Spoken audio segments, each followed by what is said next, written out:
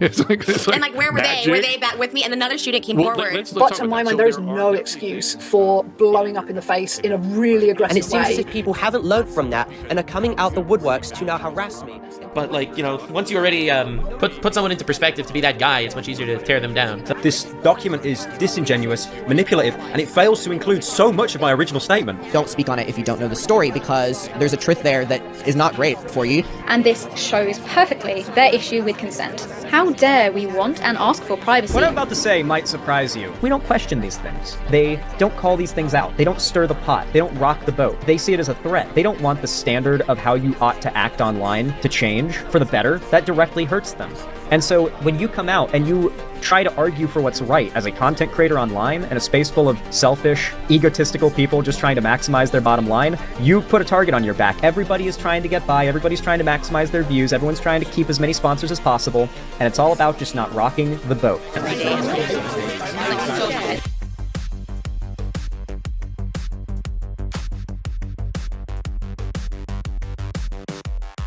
A mission of facts. It actually sticks. It shapes how people see me. People are so quick to make content out of fucking backstabbing. I've been accused of grooming a 15-year-old boy when I was 19. I'm some kind of and was aware of his age all along. He finishes it off with calling me a pedophile because I called him out. Because they themselves were being labeled and defamed as a pedophile. Or do you just want to see us doing?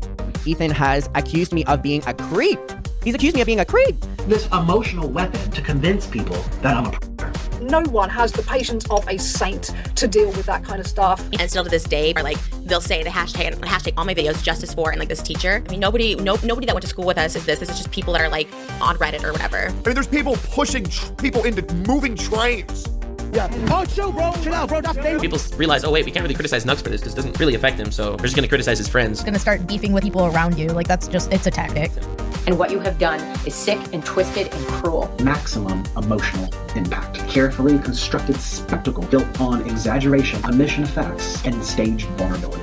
You have made my life so much more difficult than it ever needed to be when I was in an incredibly vulnerable place. When all these people become millionaires when they're like in their early 20s, they're super detached from reality.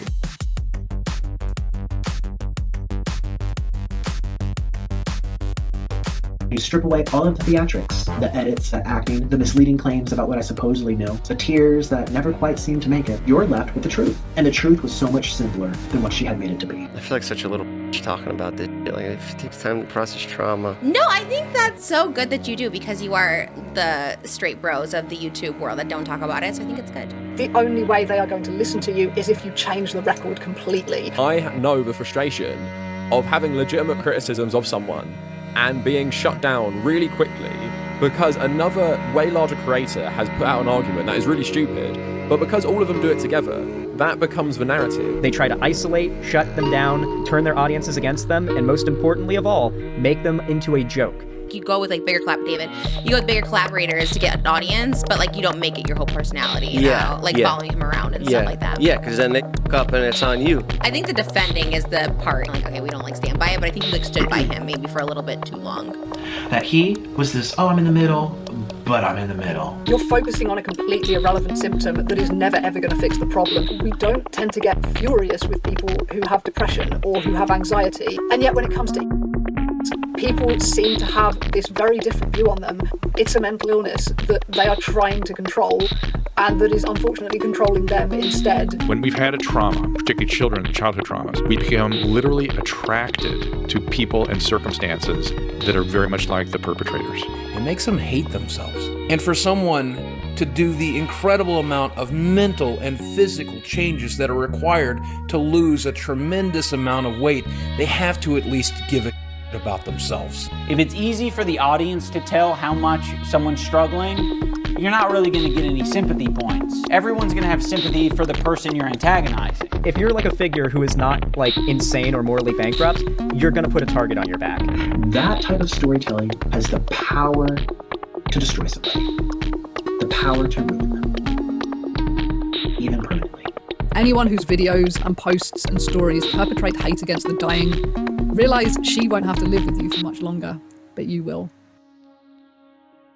And outside of the Eugenia verse, there's more. We all need to apply this everyone online, everyone we pass on the street. We're all human, more or less. We're all flawed, we all fuck up, and we all deserve second chances, kindness, and the benefit of the doubt, especially when we're sick. And I think it's time for kindness or silence.